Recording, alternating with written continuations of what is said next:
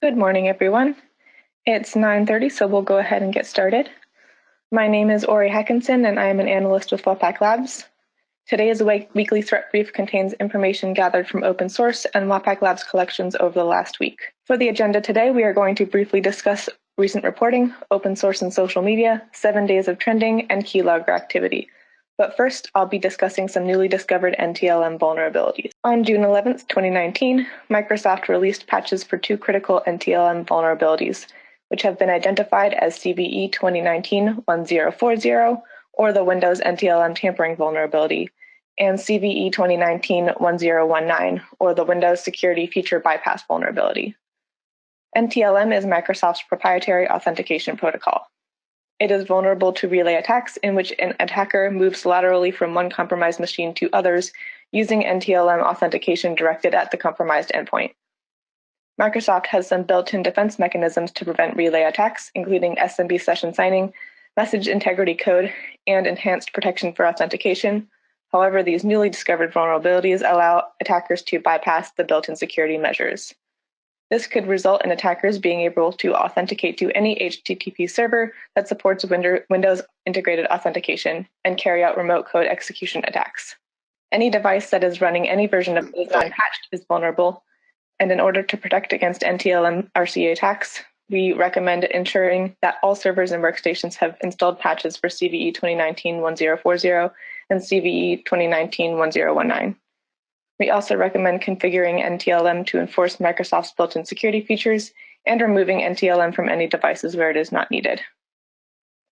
Top headlines highlighted in cyber news over the last 7 days include the growing threat of Bluekeep RDP vulnerability, the emergence of the Son of Mirai botnet, and new security vulnerability patches, as well as an airline part supplier being targeted with ransomware.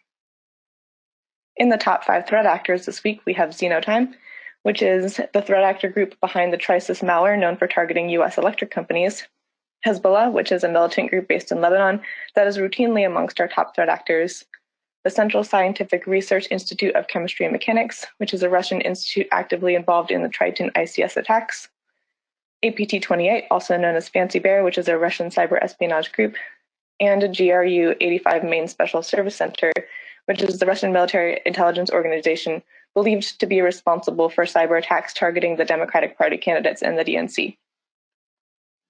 Our targeted industries this week include finance, software, IT, e-commerce, and cybersecurity.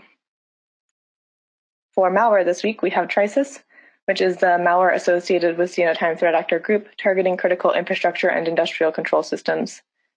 PyLocky, which is a ransomware variant written in Python. Apatter, which is a Trojan downloader that has been active since 2013, Stuxnet, which is a malicious worm known for targeting programmable logic controllers, and Cutlet Maker, which is an ATM malware being sold in dark web markets. Our top cyber stories in open source and social media include the Xenotime threat actor behind the 2017 Trisis malware attacks, is now targeting electric utility companies in the US and Asia Pacific region. French authorities have released a decryptor for PyLocky versions 1 and 2, and Telegram has suffered a powerful DDoS attack from China during Hong Kong protests. Last week, we recorded over 2 million new indicators. These collections included our threat recon, keylogger, malicious emails, and sinkhole traffic. The numbers on this slide show the new indicators in their respective collections. These indicators are available to paid Red Sky Alliance members weekly, as well as our blacklists, which come in CSV, Fortisim, and Proofpoint formats. These are the APT and botnet indicators collected last week. We had 55 new APT indicators in the past 7 days. You can use your two-factor authentication to log into CTAC and download the APT indicators discussed today, which are on the next slide. Topping the list again this week, we have Sikipot and Carbonac APT with 15 and 9 hits respectively. And also topping the list, we have Chinese APT, Rowdy, and Parsim. Next slide. Botnet activity over the last 7 days remains fairly consistent with prior trending. China holds the largest share of botnet activity with 31 Jinrong Street, China Unicom in the top slot. Also in the top 3 are AS9829, which is the national internet backbone in India, and AS45899, which is VNPT Corp, which is a Vietnamese telecom company. This open source data correlates with data observed in Wappack Labs collections. Next slide. On the cloud security front, we see the same culprits as last week, with Amazon, Alibaba, and Peak 10 in the top 3 high-risk environments.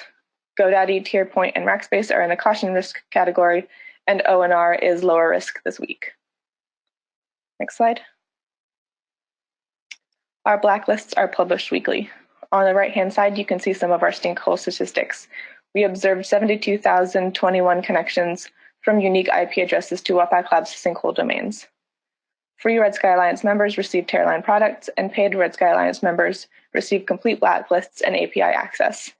For our members that are not set up to ingest intelligence, Trusted Internet is our managed security service provider, and we use Fortinet and Proofpoint products to push intel and defend customer networks. Please let me know if you have any questions, comments, or feedback. Hi, Ori. Maybe I missed. Did you mention 2 reports that we finished on Friday? Maybe I missed it. And if not, may you tell a couple words about your PHP report? Yes, Yuri. On Friday, I released a report on PHP exploits. This is something that we have reported on in the weekly threat brief in the past couple of months.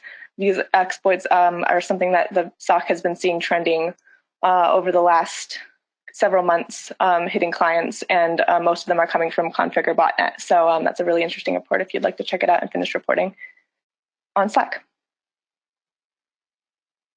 Yes, thank you. And also we had another report on botnets which probably spoof address bar in browser for Apple phishing.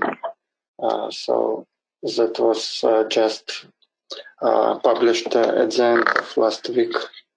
So it's also unfinished reporting. Thank you.